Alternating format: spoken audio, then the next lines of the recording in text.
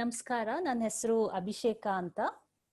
ನಾನು nature conservation foundation ಅನ್ನೋ ಸಂಸ್ಥೆನಲ್ಲಿ ಕೆಲಸ ಮಾಡ್ತಿದ್ದೇನೆ. ಅಲ್ಲಿ ಅರ್ಲಿ ಬರ್ಡ್ ಅನ್ನೋ ಪ್ರಾಜೆಕ್ಟ್ ನಲ್ಲಿ ನಾವು ಮಕ್ಕಳಿಗೆ, ಯುವಕರಿಗೆ ಪಕ್ಷಿಗಳ ಬಗ್ಗೆ ತಿಳುವಳಿಕೆ ಮೂಡಿಸೋ ನಿಟ್ಟಿನಲ್ಲಿ ನಾವು ಕೆಲಸ ಮಾಡ್ತಿದ್ದೇವೆ. ಇದು ನಮ್ಮ ಸುತ್ತಮುತ್ತಲ ಪರಿಸರಕ್ಕೆ ಹತ್ತಿರವಾಗೋದಕ್ಕೆ ಸಹಾಯ ಮಾಡುವ ಸಲುವಾಗಿ ನಾವು ಅರ್ಲಿ ಬರ್ಡ್ ನಲ್ಲಿ ಹೊಮ್ಕೊಂಡಿರೋ ಈ ಸರಣಿಗೆ ನಿಮ್ಗೆಲ್ರಿಗೂ ಮತ್ತೆ ಸುಸ್ವಾಗತ. ಇದು ಸರಣಿಯ ಮೂರನೇ ಕಾರ್ಯಕ್ರಮವಾಗಿದೆ. ನಾವು ಹಿಂದಿನ ಸಂಚಿಕೆಯಲ್ಲಿ ಭಾಗವಹಿಸಕ್ಕೆ ಆಗದೆ ಇದ್ದೋರು ಯೋಚನೆ ಮಾಡ್ಬೇಕಾಗಿಲ್ಲ. ಈ ನಮ್ಮ ಎಲ್ಲ ಸಂಚಿಕೆಗಳನ್ನ ನಾವು ರೆಕಾರ್ಡ್ ಮಾಡಿ ಇದು ಯೂಟ್ಯೂಬ್ ನಲ್ಲಿ ಲಭ್ಯವಿದೆ. ನೀವು ಯಾವಾಗಾದ್ರೂ ಹೋಗಿ ಅದನ್ನ ನೋಡ್ಬೋದು, ಮತ್ತೆ ಬೇರೆಯವ್ರ ಜೊತೆ ಹಂಚ್ಕೊಳ್ಬಹುದು. ಇವತ್ತಿನ ಸಂಚಿಕೆನಲ್ಲಿ ನಾವು ಪಕ್ಷಿಗಳ ವಿವಿಧ ರೀತಿಯ ವರ್ತನೆಯ ಬಗ್ಗೆ ತಿಳಿದುಕೊಳ್ಳೋಣ. ಅದಕ್ಕೂ ಮುಂಚೆ ಹೊಸದಾಗಿ ಈ ಸಂಚಿಕೆಯಲ್ಲಿ ಭಾಗವಹಿಸ್ತಿರೋರ್ಗಾಗಿ ಸಾಮಾನ್ಯ ಹಕ್ಕಿಗಳ ಬಗ್ಗೆ ಒಂದು ಕಿರು ಪರಿಚಯ.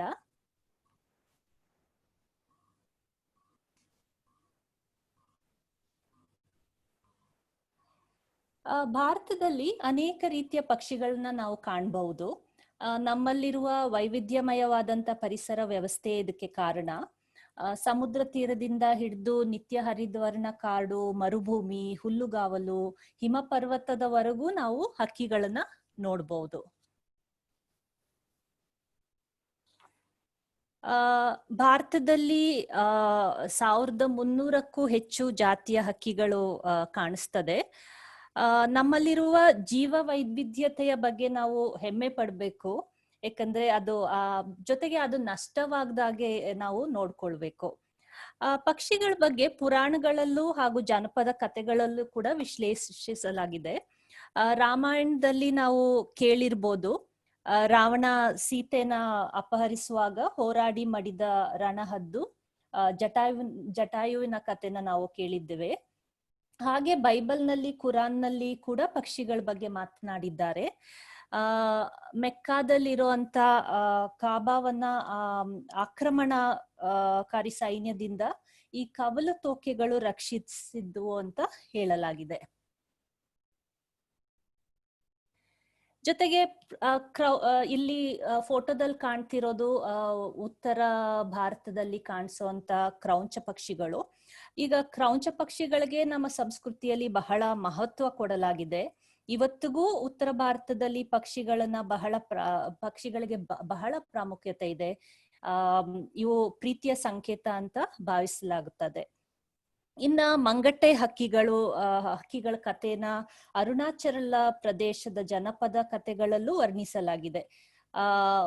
ಮಂಗಟೆ ಪಕ್ಷಿಗಳನ್ನ ನಾವು ಕರ್ನಾಟಕದಲ್ಲಿ ಕೂಡ ನೋಡ್ಬೋದು. ಈಗ ಕೆಲವರು ಇಲ್ಲಿ ಸೇರಿದವರು ಯಾರೋ ದಾಂಡೇಲಿಯಿಂದ ಸೇರಿದ್ದೀವಿ ಅಂತ ಹೇಳಿದ್ರು. ನಿಮ್ಗಂತೂ ಇದು ತುಂಬಾನೇ ಚಿರಪರಿಚಿತ. ಇನ್ನ ಹಕ್ಕಿಗಳನ್ನ ನಾವು ಸುತ್ತಮುತ್ತ ಸಹ ಕಾಣ್ಬೋದು, ನಮ್ಮ ಮನೆಗಳ ಸುತ್ತಮುತ್ತ. ಕೆಲವು ಜಾತಿಯ ಹಕ್ಕಿಗಳು ಮನುಷ್ಯರು ವಾಸಿಸುವ ಸುತ್ತಮುತ್ತಲಿನ ಪ್ರದೇಶಗಳಲ್ಲೇ ಬಹಳ ಕಂಡು ಬರುತ್ತದೆ. ಇನ್ನು ನಾವು ಮನೆಯಿಂದಲೇ ಸಾಮಾನ್ಯವಾಗಿ ಕಂಡು ಬರುವ ಕೆಲವು ಹಕ್ಕಿಗಳು ಇಲ್ಲಿದೆ ಈ ಚಿತ್ರಗಳಲ್ಲಿ. ನಮ್ಮ ಮೊದಲನೇ ಸಂಚಿಕೆಯಲ್ಲಿ ನಾವು ಈ ಸಾಮಾನ್ಯ ಹಕ್ಕಿಗಳ ಬಗ್ಗೆ ಆಳವಾಗಿ ವಿವರಿಸಿದ್ವಿ. ಆ ಕಾರ್ಯಕ್ರಮವನ್ನು ನೋಡದೆ ಇರೋರು ಅರ್ಲಿ ಬರ್ಡ್ ನ ಯೂಟ್ಯೂಬ್ ಚಾನೆಲ್ ನಲ್ಲಿ ರೆಕಾರ್ಡಿಂಗ್ ನ ನೀವು ನೋಡಿ ಇನ್ನು ಬಹಳ ಈ ಪಕ್ಷಿಗಳ ಬಗ್ಗೆ ನೀವು ತಿಳಿದುಕೊಳ್ಬಹುದು. ಈಗ ನಾವು ಇವತ್ತಿನ ಕಾರ್ಯಕ್ರಮ ಶುರು ಮಾಡೋಕ್ ಮುಂಚೆ ಒಂದು ಚಿಕ್ಕ ಆಟ ಆಡೋಣ. ಕಳೆದ ಸಂಚಿಕೆಯಲ್ಲಿ ಇದನ್ನ ಕೆಲವರು ಆಡಿದ್ರಿ, ಬಟ್ ಈ ಸಂಚಿಕೆಯಲ್ಲಿ ಹೊಸದಾಗಿ ಸೇರಿರೋರ್ಗೆ ಇದು ಹೇಗೆ ಆಡೋದು ಅಂತ ಕೆಲವು ಇನ್ಸ್ಟ್ರಕ್ಷನ್ಸ್ ಕೊಡ್ತೀನಿ. ನಿಮ್ಮ ಮೆಸೇಜ್ ಬಾಕ್ಸ್ ನಲ್ಲಿ ಕೆಳಗಡೆ ನೀವು ಚಾಟ್ ಬಾಕ್ಸ್ ನೋಡಿದಾಗ ಅಲ್ಲಿ ಪಾರ್ಟಿಸಿಪೆಂಟ್ಸ್ ಮೇಲೆ ನೀವು ಕ್ಲಿಕ್ ಮಾಡಿದ್ರೆ ನಿಮ್ಗೆ ಪಾರ್ಟಿಸಿಪೆಂಟ್ಸ್ ಲಿಸ್ಟ್ ಬರುತ್ತೆ. ಈ ತರ ಆ ಲಿಸ್ಟ್ ಕೆಳಗಡೆ ನೀವು ಈ ಎಸ್ ನೋ ಬಟನ್ಗಳನ್ನ ನೀವು ನೋಡ್ಬೋದು. ಒಂದು ಕೈದೊಂದು ಚಿಹ್ನೆ ಇದೆ, ಮತ್ತೆ ಎಸ್ ಮತ್ತೆ ನೋ ಬಟನ್ಗಳು ಕಾಣಿಸುತ್ತೆ. ಎಲ್ಲರಿಗೂ ಇದು ಸಿಕ್ಕಿದ್ಯಾ ನೋಡಿ.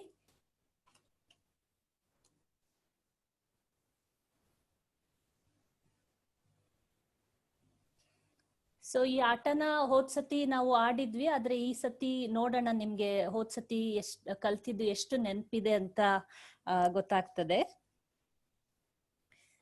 ಇವಾಗ ನಾನು ಕೆಲವು ಪಕ್ಷಿಗಳ ಬಗ್ಗೆ ಕೆಲವು ಹೇಳಿಕೆನ ಇಲ್ಲಿ ತೋರಿಸ್ತೇನೆ. ಅದು ಸರಿನೋ ತಪ್ಪೋ ಅಂತ ನೀವು ಈ ಎಸ್ ನೋ ಬಟನ್ ನ ಒತ್ತಿ ನೀವು ಹೇಳಬೇಕು. ಹಾಗಾಗಿ ಎಲ್ಲರಿಗೂ ಈ ಬಟನ್ಗಳು ಸಿಕ್ಕಿದ್ಯಾ ಸ್ವಲ್ಪ ತಿಳಿಸ್ತೀರಾ? ಓಕೆ, ಹಾಗಾದ್ರೆ ಶುರು ಮಾಡ್ಲಾ? ಓಕೆ, ಮೊದಲನೇದು ತುಂಬಾ ಸುಲಭವಾದ ಪ್ರಶ್ನೆ. ಎಲ್ಲಾ ಪಕ್ಷಿಗಳು ಹಾರುತ್ತವೆ, ಸರಿನಾ ತಪ್ಪಾ? ಎಸ್ ನೋ ಬಟನ್ ನ ಪ್ರೆಸ್ ಮಾಡಿ. ಎಲ್ಲಾ ಪಕ್ಷಿಗಳು ಹಾರುತ್ತವೆ. ತುಂಬಾ ಸುಲಭವಾದ ಪ್ರಶ್ನೆ ಇದು. ಓಕೆ, ಬಹಳಷ್ಟು ಜನ ನೋ ಪ್ರೆಸ್ ಮಾಡಿದೀರಾ. ಇಬ್ರು ಎಸ್ ಪ್ರೆಸ್ ಮಾಡಿದೀರಾ. ಓಕೆ, ನೋ ಅನ್ನೋರ್ದು ಸರಿಯಾದ ಉತ್ತರ. ಯಾಕಂದ್ರೆ ಕೆಲವು ಪಕ್ಷಿಗಳು ಹಾರದೇ ಇರುವಂತವು ಇರ್ತವೆ. ಇಲ್ಲಿ ಚಿತ್ರದಲ್ಲಿ ಕಾಣೋ ಪೆನ್ಗ್ವಿನ್ ಇರ್ಬೋದು ಅಥವಾ ಆಸ್ಟ್ರಿಚ್ ಹಕ್ಕಿಗಳಿಗೆ ಹಾರೋದಿಕ್ಕೆ ಆಗೋದಿಲ್ಲ. Okay, next.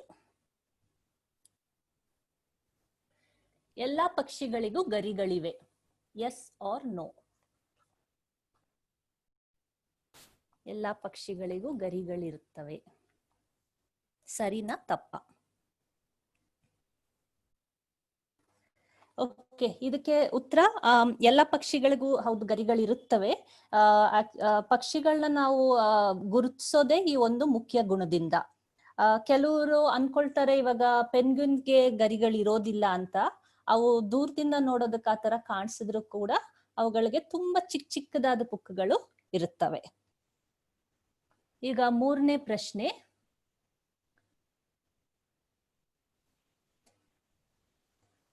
ಎಲ್ಲಾ ಪಕ್ಷಿಗಳು ಮೊಟ್ಟೆಗಳನ್ನು ಇಡುತ್ತವೆ, ಸರಿನಾ ತಪ್ಪಾ?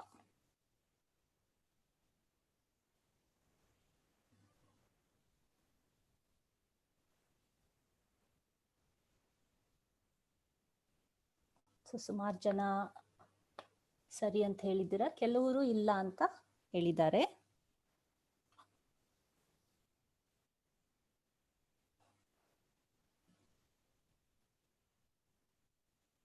ಓಕೆ, ಇದಕ್ಕೆ ಸರಿಯಾದ ಉತ್ತರ ಎಲ್ಲ ಪಕ್ಷಿಗಳು ಮೊಟ್ಟೆನ ಇಡ್ತವೆ. ಕೆಲವು ಅದೇ ರೀತಿ ಪಕ್ಷಿಗಳು ಮಾತ್ರ ಅಲ್ಲ, ಕೆಲವು ಪ್ರಾಣಿಗಳು ಕೂಡ, ಬಹಳಷ್ಟು ಪ್ರಾಣಿಗಳು ಮೊಟ್ಟೆಗಳನ್ನ ಇಡ್ತವೆ. ಸರೀಸೃಪಗಳಿರ್ಬೋದು, ಕೆಲವು ಕೀಟಗಳಿರ್ಬೋದು, ಅಥವಾ ಒಂದು ಸಸ್ತನಿ ಕೂಡ ಮೊಟ್ಟೆನ ಇಡುತ್ತೆ. ಓಕೆ, ಮುಂದಿನದಕ್ಕೆ ಹೋಗೋಣ.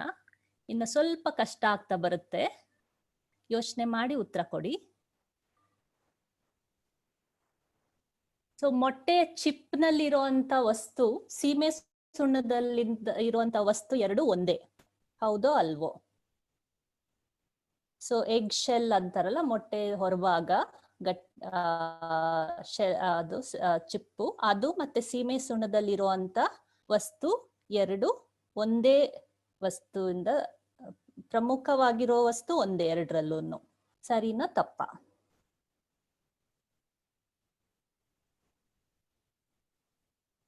ಓಕೆ, ಬಹಳಷ್ಟು ಜನ ಸರಿಯಾದ ಉತ್ತರ ಕೊಟ್ಟಿದ್ದೀರಾ. ಕೆಲವರು ನೋ ಅಂತ ಹೇಳಿದ್ದಾರೆ. ಆಕ್ಚುಲಿ ಎರಡರಲ್ಲಿರೋ ಪ್ರಮುಖವಾಗಿರುವಂತ ವಸ್ತು ಕ್ಯಾಲ್ಸಿಯಂ ಕಾರ್ಬೋನೇಟ್. ಓಕೆ, ಮುಂದಿನ ಪ್ರಶ್ನೆ. ಮೊಟ್ಟೆಯಲ್ಲಿರುವ ಹಳದಿ ಭಾಗವು ಮರಿ ಹಕ್ಕಿಯಾಗಿ ಬೆಳೆಯುತ್ತದೆ, ಹೌದೋ ಅಲ್ವೋ? ಮೊಟ್ಟೆಯಲ್ಲಿರುವ ಹಳದಿ ಭಾಗವು ಮರಿ ಹಕ್ಕಿಯಾಗಿ ಬೆಳೆಯುತ್ತದೆ, ಹೌದೋ ಅಲ್ವೋ? ಇದು ಸ್ವಲ್ಪ ಕಷ್ಟದ ಪ್ರಶ್ನೆ.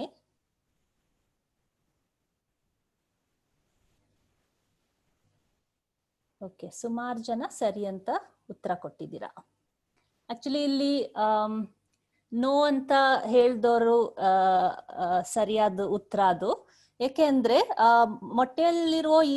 ಮೊಟ್ಟೆಯಲ್ಲಿರುವ ಈ ಹಳದಿ ಬಣ್ಣ, ಹಳದಿ ಭ್ರೂಣಕ್ಕೆ ಆಹಾರ ಒದಗಿಸ್ತದೆ, ಅದು ಮರಿಯಾಗಿ ಬೆಳೆಯೋದಿಲ್ಲ. ಅದ್ರಲ್ಲಿರೋ ಆಕ್ಚುಲಿ ಬಿಳಿ ಸಹ ಭ್ರೂಣಕ್ಕೆ ಇದು ಆಹಾರ ಒದಗಿಸೋ ಅಂತದ್ದು.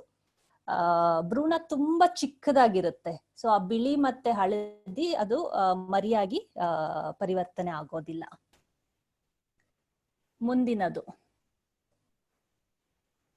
ಮೊಟ್ಟೆಯೊಡೆಯುವ ಮೊದಲು ಪಕ್ಷಿಗಳು ಮೊಟ್ಟೆಯೊಳಗೆ ಉಸಿರಾಡಬಹುದು. ಅಂದ್ರೆ ಮೊಟ್ಟೆ ಒಳಗಿದ್ದಾಗ ಮರಿ ಉಸಿರಾಡಬಹುದು. ಎಸ್ ಅಥವಾ ನೋ?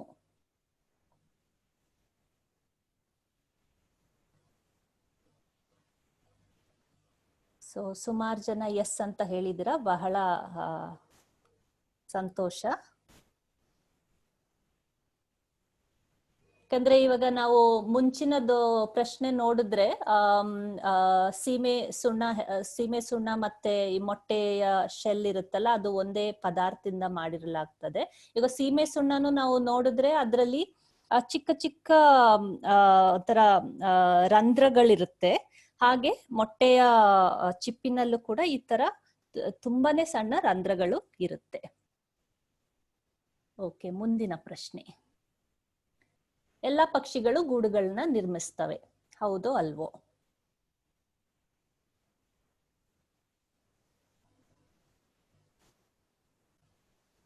ಓಕೆ, ಸೊ ಇದ್ರಲ್ಲಂತೂ ಎಲ್ರೂ ಸರಿಯಾಗಿ ಉತ್ತರ ಕೊಟ್ಬಿಟ್ಟಿದ್ದೀರಾ.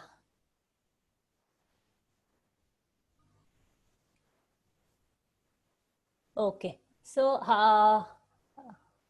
ಹೌದು, ಎಲ್ಲ ಪಕ್ಷಿಗಳು ಗೂಡುಗಳನ್ನ ನಿರ್ಮಿಸಲ್ಲ. ಯಾಕಂದ್ರೆ ಕೆಲವು ಪಕ್ಷಿಗಳು ಪೊಟ್ರೆಯೊಳಗ್ ಮೊಟ್ಟೆ ಇಡ್ತವೆ, ಕೆಲವು ನೆಲದ ಮೇಲೆ ಮೊಟ್ಟೆ ಇಟ್ಬಿಡ್ತವೆ.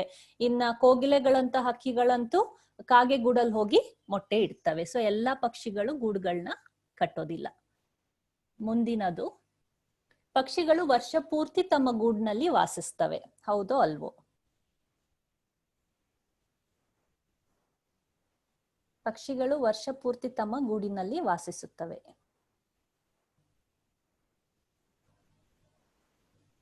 ಓಕೆ, ಸುಮಾರು ಜನ ಇಲ್ಲ ಅಂತಿದ್ದೀರಾ. ಹೌದು, ಇದು ಸರಿಯಾದ ಉತ್ತರ. ಅವು ಮೊಟ್ಟೆ ಇಟ್ಟು ಮರಿ ಮಾಡುವ ಸಮಯದಲ್ಲಿ ಮಾತ್ರ ಗೂಡ್ನಲ್ಲಿ ಇರ್ತವೆ. ಇಲ್ಲ ಅಂದ್ರೆ ಅವು ನೀವು ರಾತ್ರಿ ಹೊತ್ತು ಮಲ್ಗೋಕೆಲ್ಲ ಅವು ಇಲ್ಲ ಮರಗಳಲ್ಲಿ ಕೊಂಬೆಗಳ ಮೇಲೆ ಮಲ್ಕೊಳ್ತವೆ, ಇಲ್ಲ ಎಷ್ಟೋ ಪಕ್ಷಿಗಳ ನೆಲದ ಮೇಲೆ ಮಲ್ಕೊಳ್ತವೆ. ಅವಕ್ಕೆ ಗೂಡೆ ಬೇಕು ಅಂತ ಏನು ಇಲ್ಲ. ಓಕೆ, ಮುಂದಿನದು, ಪಕ್ಷಿಗಳು ಡೈನೋಸಾರ್ಗಳ ಹತ್ತಿರದ ಜೀವಂತ ಸಂಬಂಧಿಗಳು, ಹೌದೋ ಅಲ್ವೋ? ಪಕ್ಷಿಗಳು ಡೈನೋಸಾರ್ಗಳ ಹತ್ತಿರದ ಜೀವಂತ ಸಂಬಂಧಿಗಳು, ಹೌದೋ ಅಲ್ವೋ?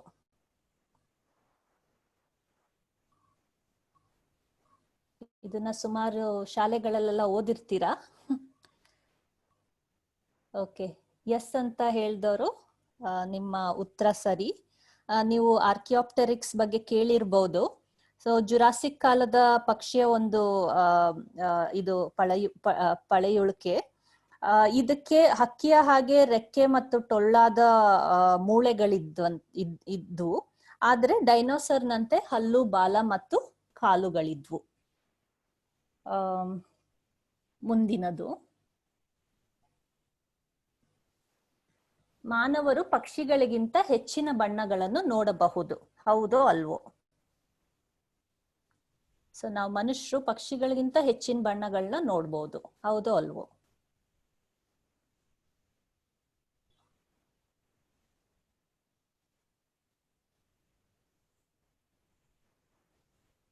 ಓಕೆ, ಇದು ಒಂಥರ 50-50% ಉತ್ತರ ಆಗಿದೆ. ಎಸ್ ಅಂತ ಒಂದು 50% ಜನ ಹೇಳಿದ್ರೆ, ನೋ ಅಂತ ಒಂದು 50% ಜನ ಹೇಳಿದ್ದೀರಾ. ಇದು ಸ್ವಲ್ಪ ಕಷ್ಟದ ಪ್ರಶ್ನೆನೆ. ಇದು ನಿಜವಾದ ಉತ್ತರ. ಇದು ತಪ್ಪು. ಯಾಕಂದ್ರೆ ಪಕ್ಷಿಗಳು ನಮ್ಗಿಂತ ಅಧಿಕ ಬಣ್ಣಗಳನ್ನ ನೋಡ್ಬಲ್ವು. ಯಾಕಂದ್ರೆ ಅವು ಅಲ್ಟ್ರಾ ವೈಲೆಟ್ ಬೆಳಕನ್ನು ಕೂಡ ನೋಡ್ತವೆ. ಹಾಗಾಗಿ ಅವು ನಮ್ಗಿಂತ ಜಾಸ್ತಿ ಬಣ್ಣನ ಈ ಸಂಚಿಕೆ ಅಥವಾ ಮುಂದಿನ ಸಂಚಿಕೆನಲ್ಲಿ ಇದ್ರ ಬಗ್ಗೆ ಇನ್ನೂ ಜಾಸ್ತಿ ಕಲಿಯೋಣ. ಓಕೆ, ಈಗ ಆಟದ ನಂತರ ಈಗ ನಮ್ಮ ಕಾರ್ಯಕ್ರಮಕ್ಕೆ ಬರೋಣ.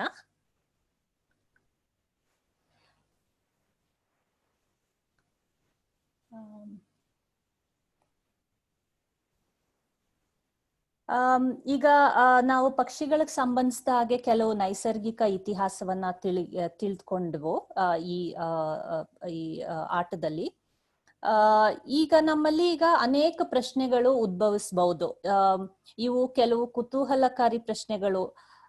ಈ ತರ ನಮ್ಗೆ ಪಕ್ಷಿ ಹೇಗ್ ಹಾರ್ತವೆ, ಪಕ್ಷಿಗಳು ಎಷ್ಟ್ ಚೆನ್ನಾಗಿ ನೋಡ್ಬಲ್ಲವು, ಪಕ್ಷಿಗಳು ಏಕೆ ಹಾಡ್ ಹೇಳ್ತವೆ, ಎಲ್ಲಿ ವಾಸಿಸ್ತವೆ, ಈ ತರ ತುಂಬಾನೇ ಪ್ರಶ್ನೆಗಳು ನಮ್ಗೆ ಮನಸ್ಸಿಗೆ ಬರ್ಬೋದು. ಸೊ ಈ ತರದ ಇವತ್ತಿನ ಸಂಚಿಕೆಯಲ್ಲಿ ಇಲ್ಲಿರುವ ಕೆಲವು ಪ್ರಶ್ನೆಗಳಿಗೆ ನಾವು ಉತ್ತರ ತಿಳಿದುಕೊಳ್ಳೋಣ. ಸಮಯದ ಅಭಾವದಿಂದಾಗಿ ಎಲ್ಲಾ ವಿಷಯಗಳನ್ನು ಇವತ್ತೇ ನಾವು ಕವರ್ ಮಾಡಕ್ಕೆ ಸಾಧ್ಯ ಆಗೋದಿಲ್ಲ. ಹಾಗಾಗಿ ಇವತ್ತು ಅರ್ಧ ಮಾಡಿ ಇನ್ನೊಂದು ಭಾಗದಲ್ಲಿ ನಾವು ಮುಂದಿನ ವಾರದ ಇನ್ನೊಂದು ಭಾಗದಲ್ಲಿ ಇನ್ನು ಬೇರೆ ಪ್ರಶ್ನೆಗಳಿಗೆ ನಾವು ಉತ್ತರನ ಒದಗಿಸ್ತೇವೆ. ಮೊದಲಿಗೆ ಬಹಳ ಆಸಕ್ತಿದಾಯಕ ಹಾಗೂ ಆಕರ್ಷಕವಾಗಿರುವಂತ ಒಂದು ಪ್ರಶ್ನೆ, ಹಕ್ಕಿಗಳಿಗೆ ಗರಿಗಳು ಏಕಿವೆ ಅಂತ. ಸೊ ನಿಮ್ಗೆ ಗೊತ್ತಿರೋ ಉತ್ತರನ ಮೆಸೇಜ್ ಮಾಡಿ. ನಿಮ್ಗೆ ಏನ್ ಅನ್ಸುತ್ತೆ, ಹಕ್ಕಿಗಳಿಗೆ ಯಾಕೆ ಗರಿಗಳಿವೆ?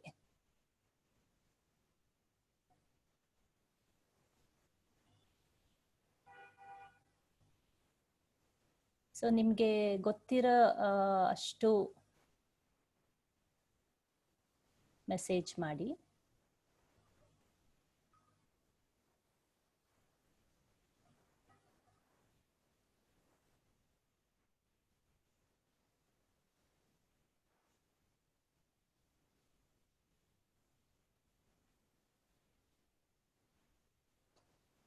ಫ್ಲೈಟ್ಗೆ ಅಂತ ಹಾಕಿದೀರಾ, ಬ್ಯಾಲೆನ್ಸ್, ಡೈರೆಕ್ಷನ್?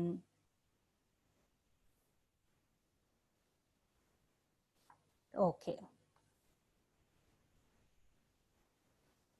ಸೊ ನೀವು ಹೇಳ್ದಾಗೆ, ಬಹಳಷ್ಟು ಜನ ಹೇಳ್ದಾಗೆ ಮುಖ್ಯವಾಗಿ ಸಾಮಾನ್ಯವಾಗಿ ನಮಗ್ ತಿಳಿದಿರೋ ಹಾಗೆ ಗರಿಗಳು ಹಾರಲು ಸಹಾಯ ಮಾಡ್ತವೆ. ಓಕೆ, ಕೆಲವರು ವಾರ್ಮಿಂಗ್, ಪ್ರೊಟೆಕ್ಷನ್, ಹೌದು, ಎಲ್ಲಾನು ಕರೆಕ್ಟ್.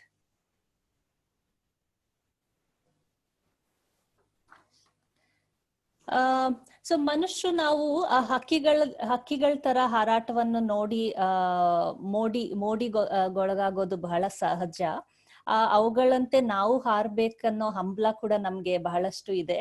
ಹಾಗಾಗಿ ಬಹಳಷ್ಟು ಸಂಶೋಧನೆಗಳು ಈ ಪಕ್ಷಿಗಳ ಹಾರಾಟದ ಮೇಲೆ ನಡೆದಿದೆ. ಪಕ್ಷಿಯಲ್ಲಿ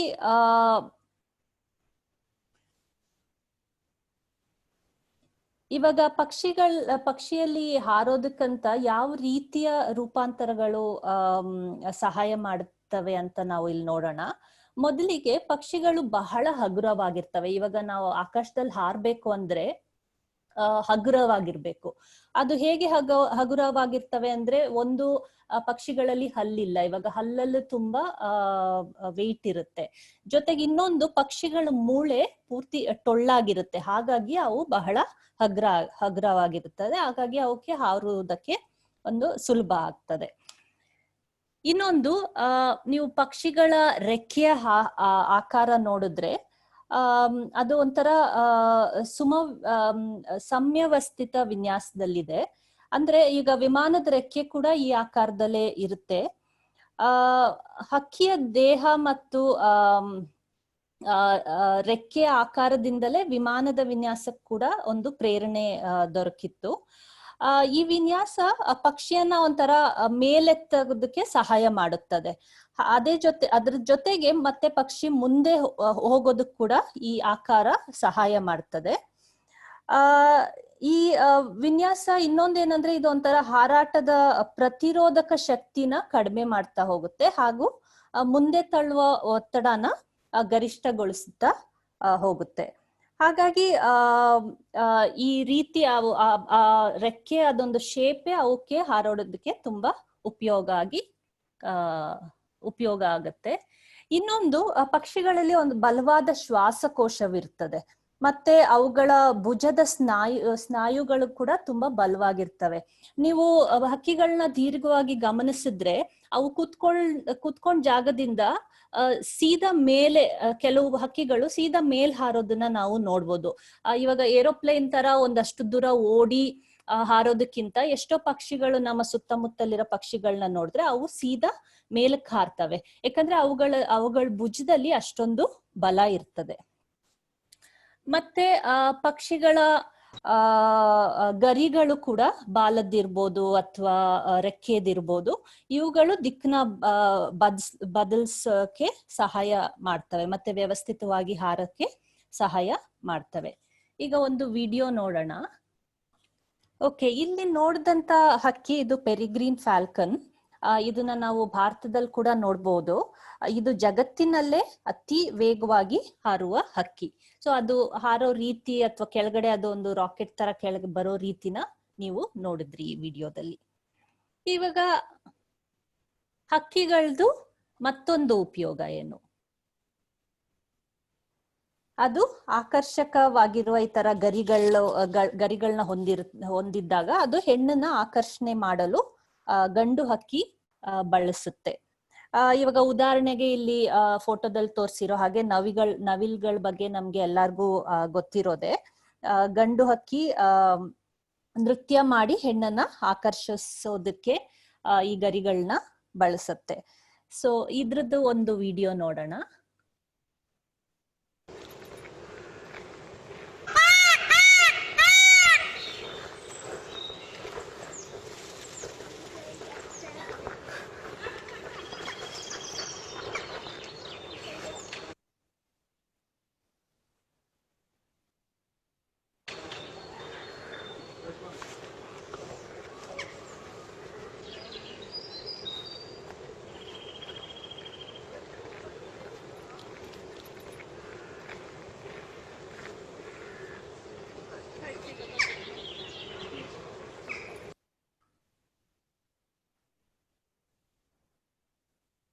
ಓಕೆ, ನೀವು ನವಿಲು ನೃತ್ಯ ಮಾಡೋದನ್ನ ಬಹಳಷ್ಟು ಜನ ಇಲ್ಲ, ನಾವು ಎದುರಿಗೆ ನೋಡದೆ ಹೋಗಿದ್ರು ಟಿವಿಗಳಲ್ಲಿ ಖಂಡಿತ ನೋಡಿರ್ತೇವೆ ಅದು ಹೇಗೆ ನೃತ್ಯ ಮಾಡಿ ಆಕರ್ಷಣೆ ಮಾಡುತ್ತೆ ಅಂತ.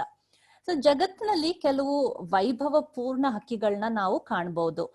ಇಲ್ಲಿ ತೋರಿಸಿರೋ ಅಂತ ಪಕ್ಷಿಗಳು ಬರ್ಡ್ಸ್ ಆಫ್ ಪ್ಯಾರಡೈಸ್ ಅಂತ, ಇವನ್ನ ಅನ್ನೋ ಗುಂಪಿಗೆ ಸೇರಿದಂತ ಹಕ್ಕಿಗಳು.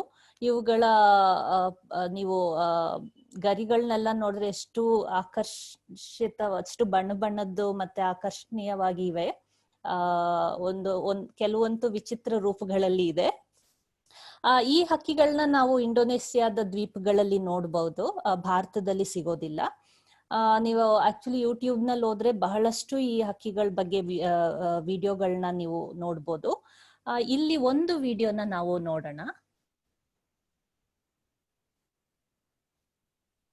ಓಕೆ, ಸೊ ಈಗ ಈ ವಿಡಿಯೋನ ನೋಡಿದ್ರಲ್ಲ, ಅದರಲ್ಲಿ ತಲೆ ಮೇಲಿರೋಂತ 2 ಗರಿಗಳನ್ನ ನೋಡಿದ್ರಲ್ಲ, ಆ ಗರಿಗಳು ಬರೀ ಪ್ರದರ್ಶನಕ್ಕಾಗಿ ಮಾತ್ರ ಈ ಹಕ್ಕಿ ಬಳಸುತ್ತೆ. ಅದ್ರದ್ದು ಬೇರೆ ಯಾವ ರೀತಿಯ ಉಪಯೋಗನೂ ಇಲ್ಲ. ಇನ್ನೊಂದು ಉಪಯೋಗ ಏನು? ಈಗ ನಾವು ಆಕರ್ಷಕವಾಗಿರುವಂತ ಬಣ್ಣದ ಗರಿಗಳನ್ನ ಬಳಸೋದನ್ನ ನಾವು ನೋಡಿದ್ವಿ. ಆದ್ರೆ ಮಂದ ಬಣ್ಣದ ಗರಿಗಳು ಕೂಡ ಪಕ್ಷಿಗಳಲ್ಲಿ ಇರುತ್ತವೆ. ಇವು ಶತ್ರುವಿನಿಂದ ಅಡಗಲು ಸಹಾಯ ಮಾಡ್ತವೆ. ಈಗ ಬಹಳ ಜಾತಿ ಪಕ್ಷಿಗಳಲ್ಲಿ, ಅದರಲ್ಲೂ ಸಂತಾನೋತ್ಪತ್ತಿಯ ಸಂಪೂರ್ಣ ಜವಾಬ್ದಾರಿ ಹೆಣ್ಣು ಹಕ್ಕಿ ನಿಭಾಯಿಸುವಂತ ಜಾತಿ ಹಕ್ಕಿಗಳಲ್ಲಿ ಹೆಣ್ಣು ಹಕ್ಕಿ ಮಂದ ಬಣ್ಣದಲ್ಲಿರ್ತದೆ. ಯಾಕಂದ್ರೆ ಅದು ಪರಪಕ್ಷಕಗಳಿಂದ ತನ್ನ ಮರಿಗಳನ್ನ ಸಂರಕ್ಷಿಸಬೇಕಾಗ್ತದೆ. ಇನ್ನ ಕೆಲವು ಜಾತಿಗಳಲ್ಲಿ ಗಂಡು ಮರಿಗಳನ್ನು ಸಾಕುವಂಥದ್ದು ಇದೆ. ಅಂತ ಜಾತಿಗಳಲ್ಲಿ ಗಂಡು ಮಂದ ಬಣ್ಣದಲ್ಲಿ ಇರ್ತದೆ, ಮತ್ತೆ ಹೆಣ್ಣು ವರ್ಣಮಯವಾಗಿ ಇರ್ತದೆ. ನೀವು ಮರುಭೂಮಿಗೆ ಹೋದ್ರೆ ಅಲ್ಲಿ ಪಕ್ಷಿನೇ ಇಲ್ಲ ಅಂತ ಅನಿಸ್ಬೋದು, ಆದ್ರೆ ಅಲ್ಲಿನ ಹಕ್ಕಿಗಳು ಮರಳು ಬಣ್ಣದಲ್ಲಿದ್ದು ಅದು ಪರಿಸರಕ್ಕೆ ಒಂಥರ ಹೊಂದ್ಕೊಂಡಿರ್ತದೆ. ಸೊ ಶತ್ರುಗಳು ಅವುಗಳ ಸುಳಿವು ತಿಳಿಯದ ಹಾಗೆ ಅವು ಒಂಥರ ಕ್ಯಾಮುಫ್ಲಾಜ್ ಆಗಿರ್ತದೆ. ಸೊ ಈ ತರ ಮಂದ ಬಣ್ಣದಲ್ಲಿ ಇರುವಂತ ಹಕ್ಕಿ ಇರೋದು ಕೂಡ ಪಕ್ಷಿಗಳಿಗೆ ತುಂಬಾ ಉಪಯೋಗ. ಇನ್ನೊಂದು ಪಕ್ಷಿಗಳಲ್ಲಿ ನಮ್ಗೆ ಗಮನ ಸೆಳೆಯುವ ಒಂದು ರೂಪಾಂತರವೆಂದ್ರೆ ಅವು ಗರಿಗಳನ್ನ ಶಬ್ದ ಮಾಡೋದಕ್ಕೂ ಉಪಯೋಗಿಸ್ತವೆ. ಮತ್ತೆ ಕೆಲವು ಪಕ್ಷಿಗಳು ಗರಿಗಳ ಆ ಆಹಾರ ಅವುಗಳ ಹಾರಾಟವನ್ನ ಒಂಥರ ಮೌನವಾಗಿ ಹಾರೋದಕ್ಕೆ ಕೂಡ ಗರಿಗಳನ್ನ ಉಪಯೋಗಿಸ್ತವೆ. ಇಲ್ಲಿ ನಾವು 2 ಉದಾಹರಣೆಗಳನ್ನ ನೋಡೋಣ. ಸೊ ನೀವು ಇಲ್ಲಿ ನೋಡಿದ್ರಿ ಗೂಬೆಗಳು ಗೂಬೆ ಹಾರಿದಾಗ ಹೇಗೆ ಒಂದು ಚೂರು ಶಬ್ದ ಕೂಡ ಬರ್ಲಿಲ್ಲ. ಯಾಕಂದ್ರೆ ಇವಾಗ ಗೂಬೆಗಳು ರಾತ್ರಿ ಆಹಾರನ ಹುಡುಕ್ತವೆ. ಅವುಗಳು ಇಲಿ ಹೆಗ್ಗಣನ ಹಿಡಿಯೋ ಟೈಮಲ್ಲಿ ಅವಕ್ಕೆ ಒಂದು ಚೂರು ಶಬ್ದ ಆಗ್ದಂಗೆ ಅವು ಒಂದು ಸೈಲೆನ್ಸ್ ನಲ್ಲಿ ಹಿಡಿತವೆ. ಹಾಗಾಗಿ ಅವಕ್ಕೆ ಈ ತರ ಅವುಗಳ ರೆಕ್ಕೆಗಳು ಡಿಸೈನ್ ಆಗಿರುತ್ತೆ. ಇವಾಗ ಈ ಪಕ್ಷಿನ ಅವರು ಎಕ್ಸ್ಪೆರಿಮೆಂಟ್ ಅಲ್ಲಿ ಯೂಸ್ ಮಾಡಿರೋ ಅಂತ ಗೂಬೆನ ನಾವು ಪಾಳುಗುಮ್ಮ ಅಂತ ಕರಿಬಹುದು. ಅದನ್ನ ನಾವು ಸಿಟಿಗಳಲ್ಲಿ, ನಗರಗಳಲ್ಲಿ ತುಂಬಾ ಸುಲಭವಾಗಿ ನೋಡ್ಬೋದು. ಇವಾಗಂತೂ ಅಪಾರ್ಟ್ಮೆಂಟ್ ಗಳಲ್ಲಿ ಕೂಡ ಇವು ಮರಿಗಳನ್ನ, ಅವು ಕೆಲವು ಕಡ್ಡಿಗಳನ್ನ ತಂದ್ಬಿಟ್ಟು ಇಟ್ಬಿಟ್ಟು ಮೊಟ್ಟೆ ಇಟ್ಟು ಮರಿಗಳನ್ನ ಮಾಡ್ತವೆ. ಹಾಗಾಗಿ ಈಗ ಬೆಂಗಳೂರಿನಲ್ಲಂತೂ ತುಂಬಾನೇ ಅಪಾರ್ಟ್ಮೆಂಟ್ ಗಳಲ್ಲಿ ಇವನ್ನ ನೋಡೋದಕ್ಕೆ ಸಿಗುತ್ತೆ. ಇನ್ನ ಕೊನೆಯದಾಗಿ ಪಕ್ಷಿಗಳದ್ದು ಇನ್ನೊಂದು ಉಪಯೋಗ ಏನಂದ್ರೆ ಅವು ಮೈನ ಬೆಚ್ಚಗೆ ಇಡಲು ಸಹಾಯ ಮಾಡುತ್ತೆ. ಓಕೆ, ಸೊ ನಾನು ಹೇಳಿರೋ ಹಾಗೆ ಹೇಳ್ತಿದ್ದ ಹಾಗೆ ಪಕ್ಷಿಗಳಿಗೆ ಚಳಿಯಿಂದ ಮತ್ತೆ ನೀರು ಒಳಗಡೆ ಹೋಗದೆ ಇರೋಗೆ ಕಾಪಾಡೋದಕ್ಕೆ ಕೂಡ ಈ ಗರಿಗಳು ಉಪಯೋಗ ಆಗುತ್ತೆ. ಈಗ ಪಕ್ಷಿಗಳ ಗರಿಗಳು ನೋಡಿದ್ರೆ ಬಹಳ ತರದ ಗರಿಗಳು ಒಂದು ಪಕ್ಷಿಯ ಮೈಯಲ್ಲಿರುತ್ತೆ. ರೆಕ್ಕೆಗಳಲ್ಲಿರೋ ಗರಿಗಳು ಬೇರೆ ತರ ಇರುತ್ತೆ, ಬಾಲದಲ್ಲಿರೋ ಗರಿಗಳು ಬೇರೆ. ಈಗ ಮೊದಲನೇದ್ ನೋಡಿದ್ರೆ ಬಾಲದಲ್ಲಿರೋ ಅಂತದ್ದು ಎಷ್ಟು ಇದು ಸಮವಾಗಿ ಇರುತ್ತೆ ಇಲ್ಲಿ. ಮತ್ತೆ ಮೈಗೆ ಅಂಟ್ಕೊಂಡಿರೋ ಅಂತ ಗರಿಗಳು ಈ ತರ ಚಿಕ್ಕ ಚಿಕ್ಕ ಈ ತರ ಪುಕ್ಕದ ತರ ಇರುತ್ತೆ. ಇವಾಗ ನಾವು ಗರಿಗಳನ್ನ ತಗೊಂಡ್ರೆ, ಇವಾಗ ರೆಕ್ಕೆನಲ್ಲಿರುವಂತ ಒಂದು ಗರಿನ ತಗೊಂಡು ಅದನ್ನ ಮೈಕ್ರೋಸ್ಕೋಪ್ ಒಳಗಡೆ ಅಂದ್ರೆ ಅಥವಾ ಝೂಮ್ ಮಾಡಿ ನಾವು ನೋಡಿದಾಗ ಒಳಗಡೆ ಈ ತರ ಅವು ಒಂಥರ ಕೊಕ್ಕೆ ತರ ಇರುತ್ತೆ ಅವಕ್ಕೆ. ಹಾಗಾಗಿ ಅವು ಒಂದನ್ನೊಂದು ಈ ತರ ಹಿಡ್ಕೊಳ್ಳೋದಕ್ಕೆ ಅದಕ್ಕೆ ಸಹಾಯ ಮಾಡ್ತವೆ. ಹಾಗಾಗಿ ಅವು ಎಷ್ಟು ಟೈಟ್ ಆಗಿ ಹಿಡ್ದಿರುತ್ತೆ ಅಂದ್ರೆ ಇದ್ರ ಒಳಗಡೆ ನೀರ್ ಹೋಗೋದಕ್ಕೂ ಸಾಧ್ಯ ಇಲ್ಲ. ಅಷ್ಟು ಟೈಟ್ ಆಗಿ ಚಿಕ್ಕ ಚಿಕ್ಕ ಕೊಕ್ಕೆಗಳ ತರ ಇರುತ್ತೆ. ಇವಾಗ ಮೈಗೆ ಅಂಟ್ಕೊಂಡಿರೋ ಚಿಕ್ಕ ಪುಕ್ಕಗಳನ್ನ ನೋಡಿದ್ರು ಸಹ ಅವು ಸಮನಾಗಿರೋದಿಲ್ಲ. ಆದ್ರೆ ಅವುಗಳು ಕೂಡ ಇಲ್ಲಿ ನೋಡಿ, ಇಲ್ಲಿ ಚಿಕ್ಕ ಕೊಕ್ಕೆಗಳನ್ನ ನೀವು ನೋಡ್ಬೋದು ಅದು ಝೂಮ್ ಮಾಡಿ ನೋಡಿದಾಗ. ಹಾಗಾಗಿ ಅಲ್ಲೂ ಕೂಡ ಅವು ತುಂಬಾ ಬೆಚ್ಚಗೆ ಇರೋ ತರ ಹಕ್ಕಿಗಳಿಗೆ ಸಹಾಯ ಮಾಡುತ್ತೆ. ಈಗ ನಾವು ಪಕ್ಷಿಗಳನ್ನ ದೂರದಿಂದ ನೋಡಿದಾಗ ಎಲ್ಲಾ ಗರಿಗಳನ್ನು ನಾವು ನೋಡೋದಕ್ಕಾಗಲ್ಲ. ಇವಾಗ ಕೆಲವು ಗರಿಗಳನ್ನ ನಾವು ಆಚೆಯಿಂದ ನೋಡ್ಬೋದು. ಬಾಲದಲ್ಲಿರೋ ಗರಿಗಳಿರ್ಬೋದು ಅಥವಾ ರೆಕ್ಕೆನಲ್ಲಿರೋ ಅಂಥದನ್ನ ನಾವು ನೋಡ್ಬೋದು. ಇಲ್ಲಿ ರೆಕ್ಕೆ ಮತ್ತೆ ಬಾಲದ ಗರಿಗಳು ಹಾರಾಟಕ್ಕೆ ಉಪಯೋಗ ಆಗ್ತದೆ. ಮತ್ತೆ ದೇಹದ ಉಳಿದ ಭಾಗವನ್ನು ಆವರಿಸಿರೋ ಈ ಬಾಹ್ಯ ರೇಖೆಯ ಗರಿಗಳು ಒಂದ್ರ ಮೇಲೊಂದು ಕುಳಿತು ಅದು ನೀರನ್ನು ಹೊರಗೆ ಹಾಕೋದಕ್ಕೆ ಸಹಾಯ ಮಾಡುತ್ತೆ. ಇವಾಗ ಇಲ್ಲಿ ಇರುವಂತ ಗರಿಗಳೆಲ್ಲ ಇವೆಲ್ಲ ಒಂದ್ರ ಮೇಲೊಂದು ಕುಳಿತುಕೊಂಡಿರ್ತವೆ, ಒಂಥರ ಓವರ್ಲ್ಯಾಪ್ ಆಗಿರ್ತವೆ. ಹಾಗಾಗಿ ಮಳೆ ಬಿದ್ದಾಗ ಆ ನೀರು ಸುಲಭವಾಗಿ ಹೀಗೆ ಹರಿದೋಗ್ಬಿಡುತ್ತೆ ಮೈಯಿಂದ, ಅದು ಒಳಗಡೆ ಹೋಗೋದ್ರ ಬದಲು. ಮತ್ತೆ ಕೆಲವು ಗರಿಗಳು ಇವಾಗ ಇಲ್ಲಿರೋ ಅಂತವು ಮೈ ಒಳಗಡೆ ಈ ತರ ಚಿಕ್ಕ ಈ ತರ ಪುಕ್ಕ ಇರೋಂಥದ್ದೆಲ್ಲ ಮೈ ಒಳಗಡೆ ಇರುತ್ತೆ. ಅದು ನಾವು ಪಕ್ಷಿನ ಕೈಯಲ್ಲಿ ಹಿಡಿದು ತೆಗೆದು ಊದ್ ನೋಡಿದಾಗ ಕಾಣುತ್ತೆ. ದೂರದಿಂದ ಹೀಗೆ ಪಕ್ಷಿ ನೋಡಿದಾಗ ಇವು ಅಷ್ಟು ನಮ್ ಕಣ್ಣಿಗೆ ಕಾಣೋದಿಲ್ಲ.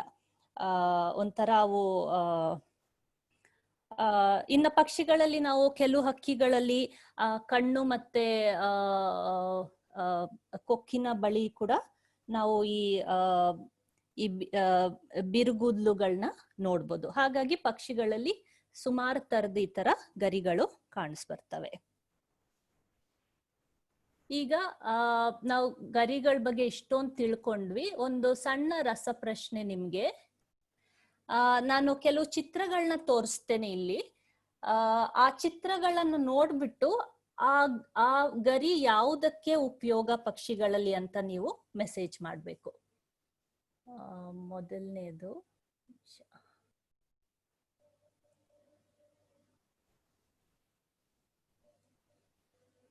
ಮೊದಲನೇ ಚಿತ್ರ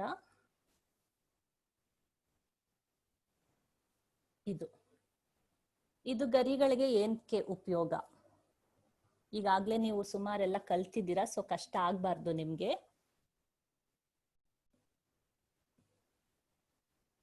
ಓಕೆ, ಸುಮಾರು ಜನ ಫ್ಲೈಟ್ ಅಂತ ಹಾಕಿದ್ದೀರಾ. ಹೌದು, ಸೊ ಇದು ಕರೆಕ್ಟ್. ಹಾರಾಟಕ್ಕೆ ಉಪಯೋಗ ಅಂತ ಗರಿಗಳಿವು. ಇದು ರೆಕ್ಕೆ ಮೇಲಿರುವಂತ ಗರಿಗಳು. ಇದು ಏನಕ್ಕೆ ಉಪಯೋಗ?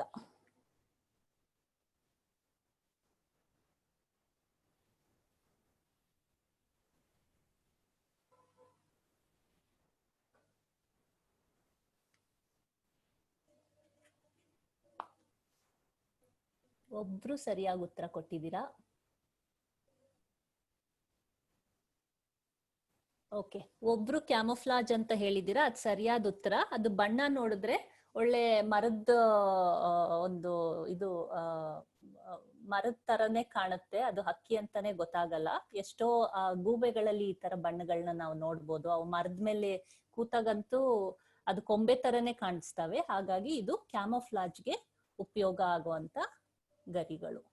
ಮತ್ತೊಂದು ಇದೇನಕ್ಕೆ ಉಪಯೋಗ?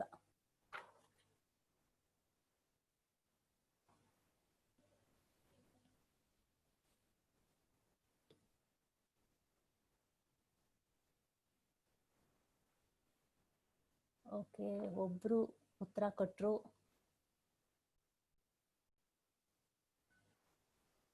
ಓಕೆ, ಸುಮಾರು ಜನ ಅಟ್ರಾಕ್ಷನ್ ಅಂತ ಹಾಕಿದ್ದೀರಾ. ಹೌದು, ಅದನ್ನ ನಿಜ. ಯಾಕಂದ್ರೆ ಇದು ಡಿಸ್ಪ್ಲೇಗೋಸ್ಕರ. ಇದು ಆಕ್ಚುಲಿ ಒಂದು ಬಾಲದ ಗರಿ. ಅದು ಎಷ್ಟು ಚೆನ್ನಾಗಿ ಒಂಥರ ಸರ್ಕ್ಯುಲರ್ ಆಕಾರದಲ್ಲಿ ಡಿಸೈನ್ ಆಗಿದೆ. ಸೊ ಇದು ಆಕರ್ಷಣೆಗೋಸ್ಕರ ಇರುವಂತದ್ದು, ಪ್ರದರ್ಶನಕ್ಕೆ. ಕೊನೆಯದು ಇದೇನಕ್ಕೆ ಉಪಯೋಗ?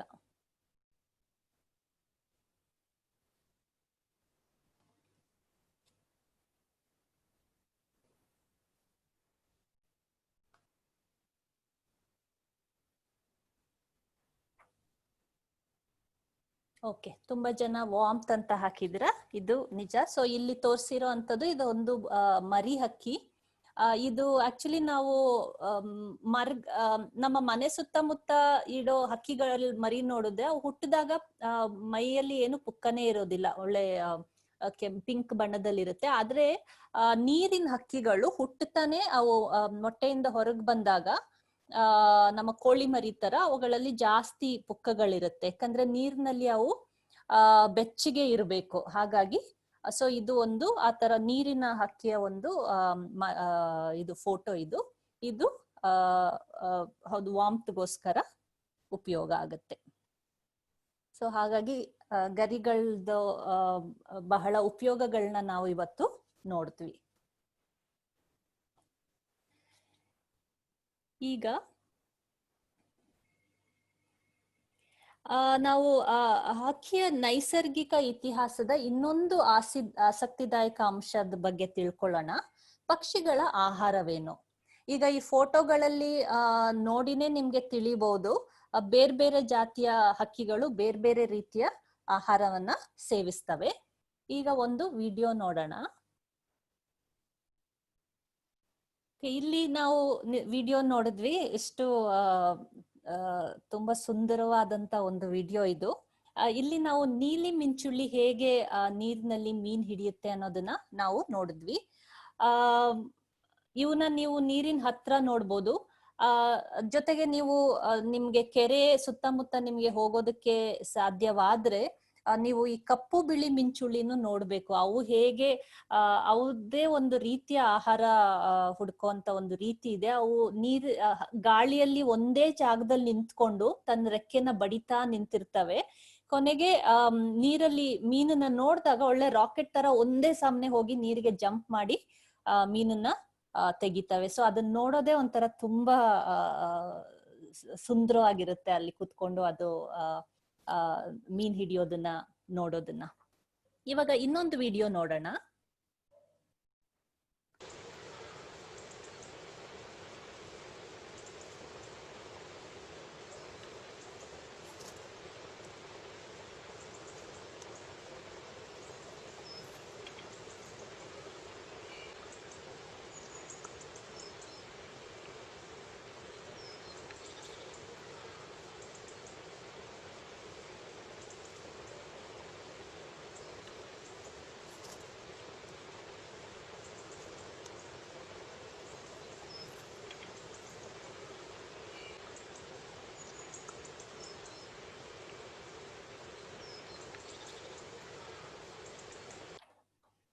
ಸೊ ಇವಾಗ ನೋಡಿದಂತ ಹಕ್ಕಿ ಚಂದ್ರಮುಕ್ಕುಟ ಹಕ್ಕಿ. ಸೊ ಇಲ್ಲಿ ನೋಡಿದ್ರೆ ಇದು ಆಹಾರ ಹುಡುಕೋದೆ ಬೇರೆ ತರ. ಇದಕ್ಕೆ ಚೂಪಾದ ಕೊಕ್ಕಿತ್ತು, ಆದ್ರೆ ಸ್ವಲ್ಪ ಬೆಂಡಾಗಿತ್ತು. ಜೊತೆಗೆ ನೀವು ಮಿಂಚುಳ್ಳಿಗೆ ಕಂಪೇರ್ ಮಾಡಿದ್ರೆ ಇದ್ರದ್ದು ಕೊಕ್ಕು ತುಂಬಾನೇ ಒಂಥರ ಸಣ್ಣದಾಗಿತ್ತು. ಸೊ ಇದು ಮಣ್ಣಲ್ಲಿ ಒಂಥರ ಕೊಕ್ಕನ ಹುದುಕಿ ಹುಳನ ಆಚೆ ತೆಗಿತಿತ್ತು. ಸೊ ಬೇರೆ ಬೇರೆ ಹಕ್ಕಿಗೆ ಬೇರೆ ಬೇರೆ ರೀತಿಯಾದ ಆಹಾರ ಹುಡುಕೋದನ್ನ ನಾವು ನೋಡ್ತೇವೆ. ಇವಾಗ ಇಲ್ಲಿ ನೋಡಿದ್ರೆ ಪಕ್ಷಿಗಳು ವಿಭಿನ್ನವಾದ ಪಕ್ಷಿಗಳು ತಿನ್ನೋ ಆಹಾರನೇ ಬೇರೆ ತರ. ಇವಾಗ ಕೆಲವು ಬರೀ ಧಾನ್ಯಗಳು ಬೀಜಗಳನ್ನ ತಿನ್ನುವಂತ ಹಕ್ಕಿಗಳಿದಾವೆ. ಈಗ ಪಾರಿವಾಳ, ಗುಬ್ಬಚ್ಚಿಗಳಂತ ಹಕ್ಕಿಗಳು. ಇನ್ನ ನಮ್ಗೆ ಗಿಡುಗ, ಹದ್ದು ಅವೆಲ್ಲ ನೋಡಿದ್ರೆ ಅವೆಲ್ಲ ಮಾಂಸಾಹಾರಿ ಪಕ್ಷಿಗಳು. ಮತ್ತೆ ನಮ್ಮ ಸೂರಕ್ಕಿ ತಗೊಂಡ್ರೆ ಸನ್ಬರ್ಡ್ಸ್, ಇವು ಹೂನಲ್ಲಿ ಮಕರಂದ ಹೀರೋ ಅಂತ ಪಕ್ಷಿಗಳು. ಇನ್ನ ಕೆಲವು ಬಾತುಕೋಳಿಗಳು ಬರೀ ಎಲೆಗಳು, ಸಸ್ಯಗಳನ್ನ ಮಾತ್ರ ತಿಂತವೆ. ಅವು ಬೇರೆ ಇನ್ನೇನು ಮಾಂಸಾಹಾರಿ ಪದಾರ್ಥ ಯಾವುದು ತಿನ್ನೋದಿಲ್ಲ. ಇನ್ನ ನಮ್ಮ ಕುಟ್ರನಕ್ಕಿ ಅಥವಾ ಪಿಕ್ಕಳಾರ ಇಂಥ ಹಕ್ಕಿಗಳನ್ನ ನೋಡಿದ್ರೆ ಹಣ್ಣುಗಳನ್ನ ಜಾಸ್ತಿ ತಿಂತವೆ. ಆಮೇಲೆ ವಿಡಿಯೋದಲ್ಲಿ ನೋಡಿರೋ ಹಾಗೆ ಮಿಂಚುಳ್ಳಿ ಅಂತವನ್ನ ನೋಡಿದ್ರೆ ಮೀನು, ಕಪ್ಪೆ ಅಂತವನ್ನೆಲ್ಲ ತಿಂತವೆ. ಮತ್ತೆ ಬಹಳಷ್ಟು ಹಕ್ಕಿಗಳು ಕೀಟಗಳನ್ನ ತಿಂತವೆ. ನಮ್ಮ ಸುತ್ತಮುತ್ತ ನಾವು ನೋಡಿದ್ರೆ ಗೊರವಂಕ ಇರ್ಬೋದು, ನೊಣ ಹಿಡ್ಕ ಇರ್ಬೋದು, ಮಡಿವಾಳ, ಹರಟೆ ಮಲ್ಲ ಇಂತ ಎಲ್ಲ ಹಕ್ಕಿಗಳು ಜಾಸ್ತಿ ಕೀಟಗಳನ್ನ ತಿನ್ನುವಂತ ಹಕ್ಕಿಗಳು. ಇವಾಗ ಹಕ್ಕಿಗಳ ಕೊಕ್ಕುಗಳು ಅವು ತಿನ್ನೋ ಆಹಾರಕ್ಕೆ ಒಂಥರ ಹೊಂದಿಕೆ ಆಗಿದೆ. ನಾವು ಇಲ್ಲಿ ನೀವು ಸುಮಾರು ರೀತಿಯ ಕೊಕ್ಕುಗಳನ್ನ ನೋಡ್ಬೋದು. ಪ್ರತಿಯೊಂದು ಕೊಕ್ಕುಗೂ ಅದರದೇ ಆದಂತ ಒಂದು ಆಹಾರ ಸೇವನೆ ರೀತಿ ಕೂಡ ಇದೆ. ಅವು ಇವಾಗ ಬರೀ ನಾವು ಎಷ್ಟೋ ಹಕ್ಕಿಗಳು ಕೀಟಗಳನ್ನ ತಿಂತವೆ ಅಂತ ಹೇಳ್ತೇವೆ, ಆದ್ರೆ ಅವು ಕೀಟಗಳನ್ನ ತಿನ್ನೋ ರೀತಿನೇ ಬೇರೆ ಬೇರೆ ತರ ಇರುತ್ತೆ. ಅವುಗಳ ಕೊಕ್ಕಿನ ಡಿಸೈನ್ ಮೇಲೆ ಅದು ಸಂಬಂಧಿಸಿರುತ್ತೆ. ಸೊ ಇವಾಗ ನಾವು ಜಾಸ್ತಿ ಪಕ್ಷಿ ವೀಕ್ಷಣೆನ ಶುರು ಮಾಡಿದಾಗ ಸ್ವಲ್ಪ ದಿನ ಆದ್ಮೇಲೆ ಪಕ್ಷಿಗಳನ್ನ ನೋಡಿ ಅವುಗಳ ಕೊಕ್ಕನ್ನ ನೋಡಿನೇ ನಾವು ಹೇಳ್ಬೋದು ಅವು ಯಾವ ರೀತಿ ಆಹಾರನ ತಿಂತಿರ್ಬೋದು ಅನ್ನೋದನ್ನ. ಇವಾಗ ನಿಮ್ಗೆ ಒಂದು ಚಿಕ್ಕ ಒಂದು ಆಟ ಇದು. ಸೊ ಎಡಗಡೆ ನಿಮ್ಗೆ ಕೊಕ್ಕುಗಳೆಲ್ಲ ತೋರಿಸಿದೆ, ಮತ್ತೆ ಬಲಗಡೆ ಆಹಾರ ಇದೆ. ನೀವು ಒಂದು ಪೇಪರ್ ನಲ್ಲಿ ಇದನ್ನ ಹೊಂದಿಸ್ಬೇಕು. ಸೊ ಯಾವ ಕೊಕ್ಕಿಗೆ ಯಾವ ಆಹಾರ ಅಂತ ನೀವು ಒಂದು ಪೇಪರ್ ನಲ್ಲಿ ಬರ್ದಿಟ್ಕೊಳ್ಳಿ. ಇವಾಗ 1 ನಿಮಿಷ ಟೈಮ್ ಕೊಡ್ತೇನೆ, ನಂತರ ನಾವು ಸರಿಯಾದ ಉತ್ತರಗಳನ್ನ ನೋಡೋಣ. ಸೊ ಇದನ್ನ ಮ್ಯಾಚ್ ಮಾಡ್ಬೇಕು, ನೀವು ಹೊಂದಿಸ್ಬೇಕು ಕೊಕ್ಕನ ಅದರ ಆಹಾರದೊಂದಿಗೆ. ಒಂದು ಪೇಪರ್ ಮೇಲೆ ಬರ್ದಿಡಿ.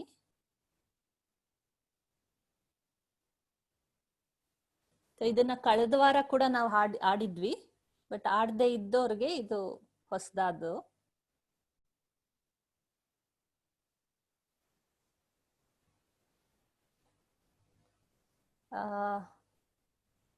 ಮುಗ್ದಿದ್ಯಾ? ಉತ್ತರ ತೋರಿಸ್ಲಾ?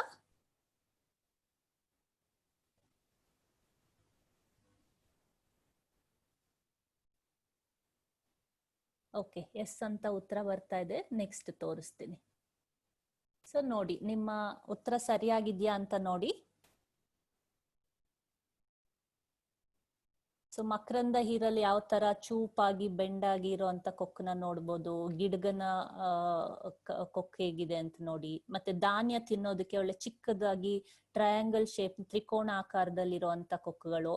4ನೇದು ನೋಡಿದ್ರೆ ನೀವು ಇವು ಒಂಥರ ದಡದ ತೀರದಲ್ಲಿ, ನೀರಿನ ತೀರದಲ್ಲಿ, ದಡದಲ್ಲಿ ಆಹಾರ ಹುಡುಕುವಂತ ಹಕ್ಕಿಗಳು, ಶೋರ್ ಬರ್ಡ್ಸ್ ಅಂತ ಹೇಳ್ತೀವಿ ನಾವು.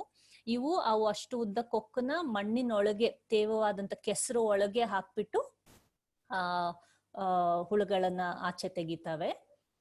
ಆಮೇಲೆ ಮರ ಕಟ್ಟುಗದ ಕೊಕ್ಕು ನೋಡ್ಬೋದು, ಹೇಗೆ ಕುಟ್ಟಿ ಅದು ಹುಳುಗಳನ್ನ ಹಿಡಿಯುವಂಥದ್ದು. ಸೊ ಬೇರೆ ಬೇರೆ ಕೊಕ್ಕು ಬೇರೆ ಬೇರೆ ರೀತಿಯಲ್ಲಿ ಇರುತ್ತೆ. ಸೊ ಇನ್ನು ನೀವು ಪಕ್ಷಿ ವೀಕ್ಷಣೆ ಮಾಡಿದಾಗ ಬರೀ ಅವುಗಳ ಬಣ್ಣ ಮಾತ್ರ ಅಲ್ಲ, ಅವು ಹೇಗೆ ಆಹಾರ ಹುಡುಕುತ್ತವೆ ಅನ್ನೋದನ್ನ ಕೂಡ ಸ್ವಲ್ಪ ಗಮನದಲ್ಲಿ ಇಡಿ.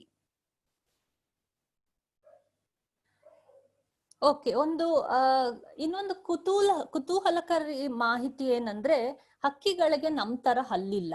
ಆದ್ರೆ ಅವು ಆಹಾರವನ್ನ ಪೂರ್ಣವಾಗಿ ಅವು ನುಂಗ್ತವೆ. ಅವು ಒಂದು ಇಲಿನ ತಿನ್ನೋದಿರ್ಬೋದು, ಮೀನ್ ತಿನ್ನೋದಿರ್ಬೋದು, ಹಣ್ಣನ್ ತಿನ್ನೋದಿರ್ಬೋದು, ಪೂರ್ತಿಯಾಗಿ ಹಾಗೆ ನುಂಗ್ತವೆ.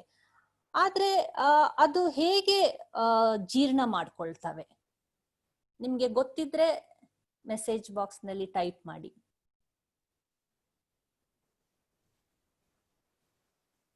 ಸೊ ಹಲ್ಲಿಲ್ದೇನೆ ಹೇಗೆ ಜೀರ್ಣ ಮಾಡ್ಕೊಳ್ತವೆ ಅಷ್ಟೊಂದು ತಿಂದದನ್ನ?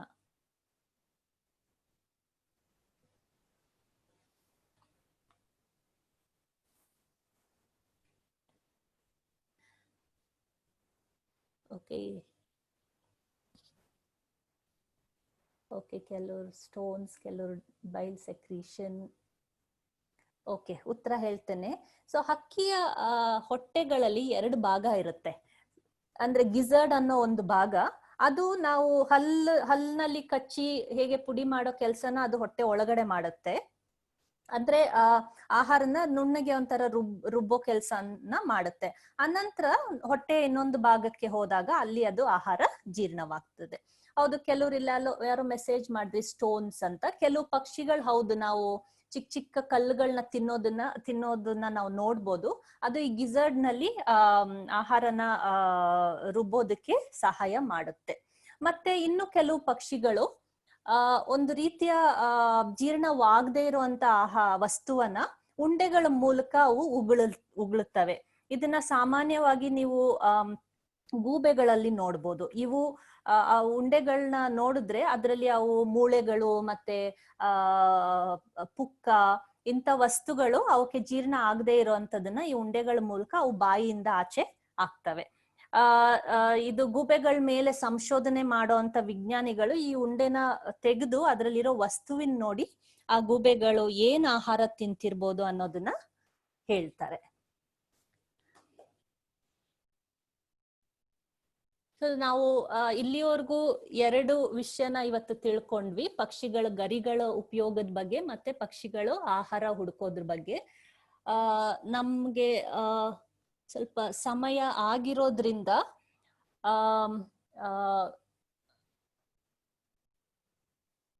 ಸೊ ಕೆಲವು ಪ್ರಶ್ನೆಗಳನ್ನ ನಾನು ತಗೊಳ್ಬೋದು, ಜಾಸ್ತಿ ತಗೊಳ್ಳೋದಕ್ಕಾಗೋದಿಲ್ಲ. ಮತ್ತೆ ನಿಮ್ಗೆ ಅರ್ಲಿ ಬರ್ಡ್ ವೆಬ್ಸೈಟ್ ನಲ್ಲಿ ಹೋಗಿ ನೋಡಿದ್ರೆ ಬಹಳಷ್ಟು ಮಾಹಿತಿಗಳು ಸಿಗುತ್ತೆ ನಿಮ್ಗೆ. ಅರ್ಲಿ ಬರ್ಡ್ ಈ ತರ ಪಾಕೆಟ್ ಗೈಡ್ಗಳಿದೆ ಪಕ್ಷಿಗಳ ಬಗ್ಗೆ ಕಲಿಯೋದಕ್ಕೆ. ಮತ್ತೆ ಆಟಗಳಿದಾವೆ, ಫ್ರೀ ಆಗಿ ಡೌನ್ಲೋಡ್ ಮಾಡ್ಕೊಂಡು ಮಕ್ಕಳಿಗೆ ಕಲಿಯೋದಕ್ಕೆ ಆಟಗಳಿದೆ. ಮತ್ತೆ ಪೋಸ್ಟರ್ಗಳಿದೆ, ಪೋಸ್ಟರ್ಗಳ ಮೂಲಕ ಇಂಟರಾಕ್ಟಿವ್ ಪೋಸ್ಟರ್ಸ್ ಇದೆ, ಪ್ರಿಂಟೆಡ್ ಪೋಸ್ಟರ್ಸ್ ಇದೆ. ಅದ್ರಗಳ ಮೂಲಕ ನೀವು ಹಕ್ಕಿಗಳ ಬಗ್ಗೆ, ಅವುಗಳ ಕುತೂಹಲಕಾರಿ ಸಂಗತಿಗಳು, ಅವುಗಳ ಕರೆಗಳು, ಅದ್ರ ಬಗ್ಗೆ ಎಲ್ಲ ಕಲ್ತ್ಕೊಳ್ಬಹುದು, ಸಾಮಾನ್ಯ ಹಕ್ಕಿಗಳ ಬಗ್ಗೆ. ಜೊತೆಗೆ ನಮ್ಮ ಇವಾಗ ಆಗಿರುವಂತ ಎಲ್ಲಾ ಆನ್ಲೈನ್ ಕಾರ್ಯಕ್ರಮಗಳು ರೆಕಾರ್ಡ್ ಆಗಿ ಯೂಟ್ಯೂಬ್ ನಲ್ಲಿ ಲಭ್ಯ ಇದೆ. ಬೇರೆ ಬೇರೆ ಭಾಷೆಗಳಲ್ಲಿದೆ, ಇಂಗ್ಲಿಷ್ ಅಲ್ಲಿದೆ, ತಮಿಳಲ್ಲಿದೆ, ಹಿಂದಿನಲ್ಲಿ ನಡೆಸ್ತಾ ಇದ್ದೀವಿ, ಕನ್ನಡದಲ್ಲೂ ನಡೆಸ್ತಾ ಇದ್ದೀವಿ. ಸೊ ಇದನ್ನ ಹೋಗಿ ನೋಡಿ. ಮತ್ತೆ ನಮ್ಮ ಮುಂದಿನ ಇದ್ರದ್ದು 2ನೇ ಭಾಗನ ನಾವು ಮುಂದಿನ ವಾರ ಮಾಡ್ತೇವೆ. ಅದು ಡೇಟು ಟೈಮ್ ಬಗ್ಗೆ ಎಲ್ಲ ತಿಳ್ಕೊಳ್ಳಲು ನೀವು ನಮ್ಮ ಟ್ವಿಟರ್, ಫೇಸ್ಬುಕ್ ಮತ್ತೆ ಇನ್ಸ್ಟಾಗ್ರಾಮ್ ನಲ್ಲಿ ನೀವು ನಮ್ಮನ್ನ ಫಾಲೋ ಮಾಡಬಹುದು.